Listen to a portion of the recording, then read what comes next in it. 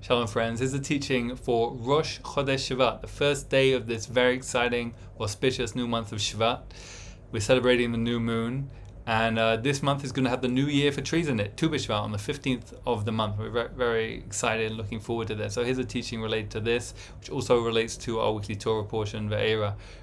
First of all, on the 1st of Shvat and Tu B'Shvat, from the Bnei Soscha, the great Hasidic master, Reb Tzvi Elimelech of Dinov, he says, we have two opinions in our ancient texts, in our Mishnah, about when the new year for trees actually should be. There's the house of Shammai and the house of Hillel.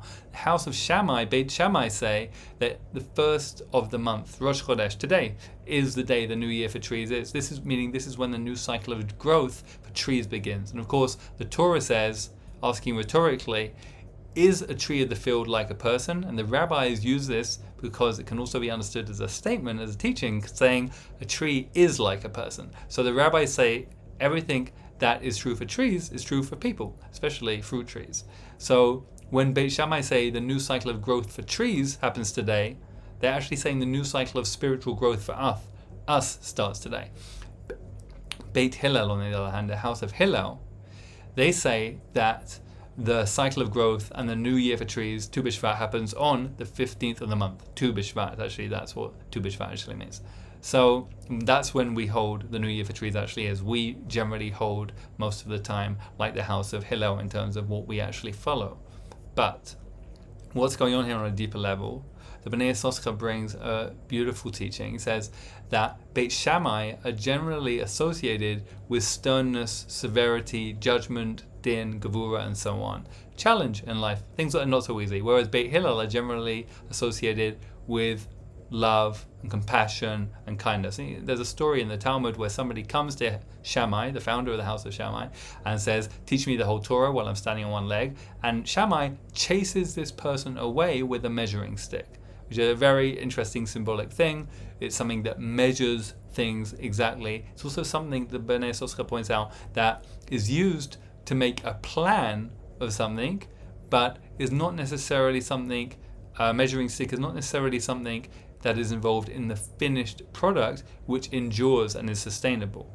And that he's linking there a few different teachings together, saying that the quality of judgment and severity, just like we also had this teaching concerning the creation of the world, we have a early rabbinic teaching that says God originally thought God should make the world according to a strict judgment, rules, severity, gevura, din, and so on. But then God realized it wouldn't be sustainable unless compassion came first. And that's what's going on here also with the practice we have of putting the new year for trees on the 15th of the month, because the 15th of the month is when Beit Hillel say it should be. And Hillel, the same person in the story in the Talmud in Shabbat, comes to Hillel and says, teach me the whole Torah while I'm standing on one foot. And Hillel says, great, don't do to others what you don't want them to do to you. What is hateful to you, do not do to others.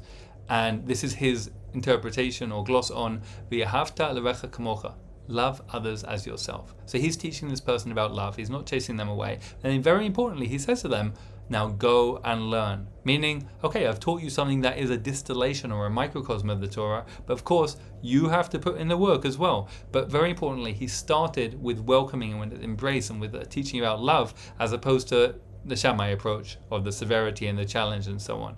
So the idea that today, the first day of the month, Rosh Chodesh, is when this new cycle of growth begins, is connected to the quality of judgment and severity.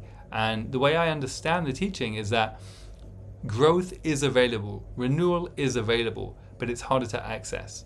And we also have a parallel teaching in the Talmud where God says to the people of Israel, I have diminished the moon, I have made the moon smaller, and this means that the world is out of balance because the moon represents, among other things, the feminine principle and feminine energy and divine feminine and human feminine energy. And if the moon is diminished, the world is going to be out of balance. And God says to us, I have done that, and you guys have to atone for me because the world is broken.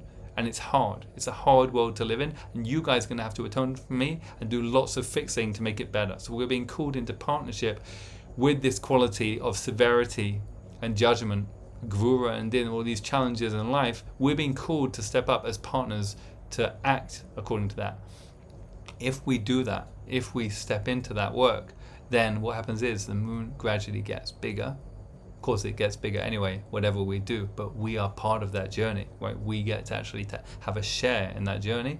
And when it gets to the 15th of the month, the full moon, when Beit Hillel say the new cycle of growth begins, which is what we actually hold in practice, then there is abundant compassion and love and flow of life force, and we can more fully experience that. It'll be easier to experience the renewal at that point regardless for everyone, but if we can tap into the beginning of the journey, the kind of hidden beginning of the journey that is harder to access, we'll have even more appreciation of that.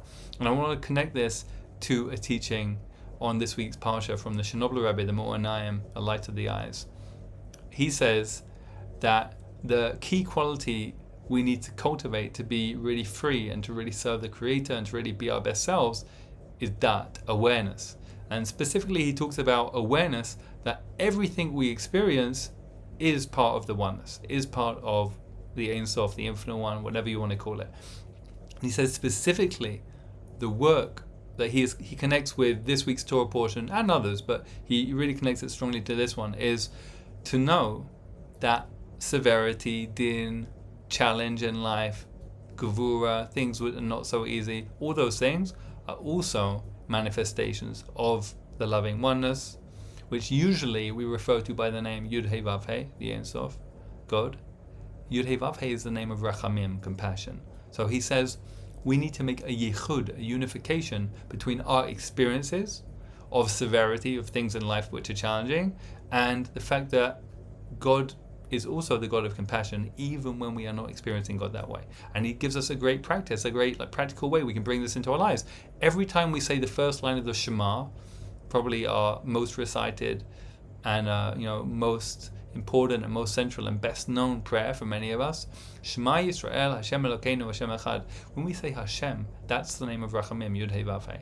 And when we say Eloheinu, that's Elohim, that's the name of judgment, severity, challenge. We're saying that the name Hashem, Havaya, the four-letter name, Yud Hei Vav Hei, surrounds Eloheinu. First of all, we say it twice, once before, once after. And then at the end of the line, we say Echad. Echad means one. All these things are one. Hear, O Israel, the aspect of God which is compassion, and the aspect of God which is severity, and compassion, this like sandwich, is all one. It's all one. That's the practice. And he says, if we can do this as much as we can, with joy, as much as we can, then we are bringing freedom and redemption to ourselves and the world. And he says an amazing thing. He says, sometimes we increase in awareness by being connected, by being inspired, and we know that we're increasing in awareness. He says sometimes we have the opposite experience. We actually lose connection, lose inspiration. We have so much challenge that we feel lost and alone in the dark.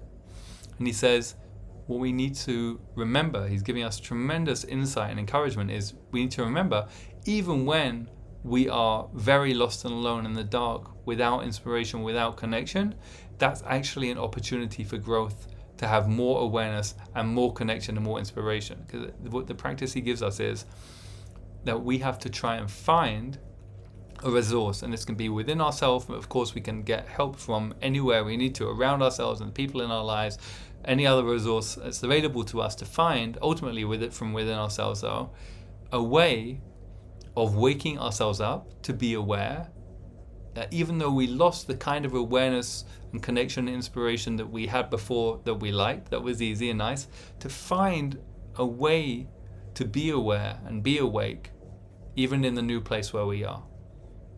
And to notice, God is also here.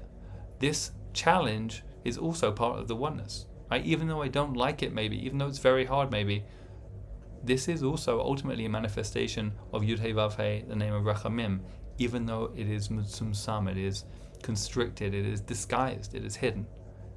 And so this for me really relates to the teaching also from Beit Shammai, of how the beginning of the month is not such an easy time to tap into this new cycle of growth, because the moon is hidden. It's a time of din, gevura, severity, the time of Shammai as opposed to Hillel.